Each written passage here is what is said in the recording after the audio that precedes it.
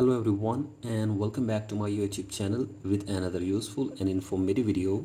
So guys, in this video I'm going to show you how to turn off restricted mode on TikTok.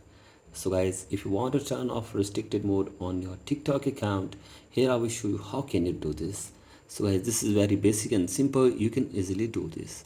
So guys, first of all, you have to simply make it sure that you are using the updated version of TikTok on your device. So guys, simply search for TikTok on your App Store or Play Store and download the latest version of TikTok on your device, and after this open it and now wait here for some seconds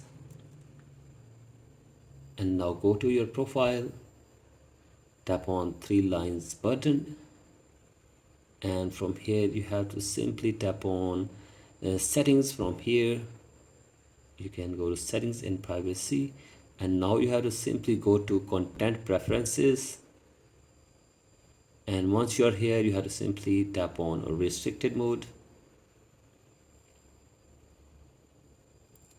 and from here you can see you can easily turn on or turn off restricted mode on your TikTok account from here.